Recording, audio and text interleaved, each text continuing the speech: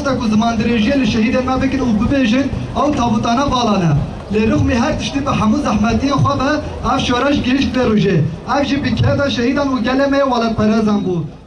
شورش اما دست به که به خطا سیامی جفره اساس کرد لهمبری و هر تم ایریش ها بو او حدا نهاجه هیا لهمبر بعد ایریش هان سکنا برخودر هات ربر کرن دشمنی هایی نتاو دموکراتیک هات کرن دسری دجا ارتش آزاد جبهه نصره داعش و ائتلاف رغم ائتلاف برابر چاو جهانه جنان زارکان عمره به تمام مازن درابینه و گلک جوان دکوژن بن پیکرینن دکن لحرمن داگیرکری گوهرتنا دموگرافیک دکن تو کس دنگ خواه نکن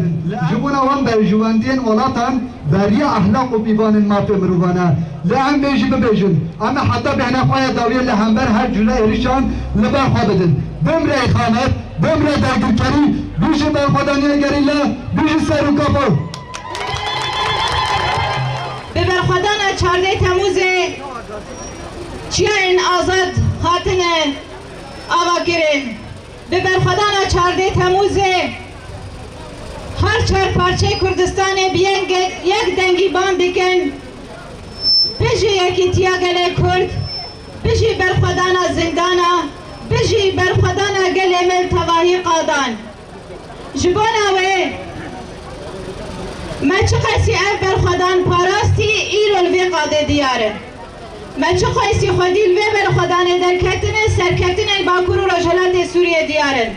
ما چه قیسی خودیل برخودان 14 تموز درکتن تفسانه و سرکتن چیای کردستان دیاره خودی درکتن لبرخودان 14 تیرمه آوا کرنا رحه هوا دیا راسته بتبلیبون تواهی شروان ما جوان همه مالبات کردستان تواهی گلن و پیکاتن لکردستان دجین و ایرو کارن هزا خوی وکی قصد بدن آوا کرن هزا خو وکی یپجه وکی یپگه بدن آوا کرن ایرو ام خودی لبرخودانا شروان خو گریلای خو دردکوین خودی لبرخودانا او گرتین می سیاسی گرتین می عسکری گود زندان دولت ترک زندان دولت ایران زندان دولت سوریه و زندان باشور کردستان گو دناو دستن برای کردان لی او براتی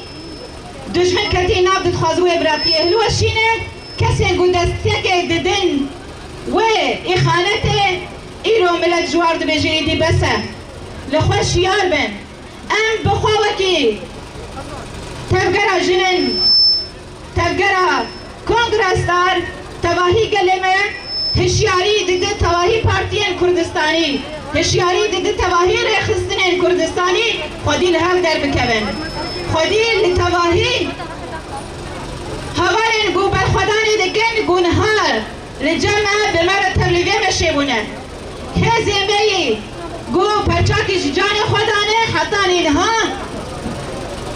دیس هوی مشاخوی برخودانه دودومینن المال خونه رو نشتنن حتی داوی و سرکفتن یا مبه جبر ام روش بروش بی برخودانه مزن دکن تواهی گلمه به کرد و عرب و سریان خو خودیم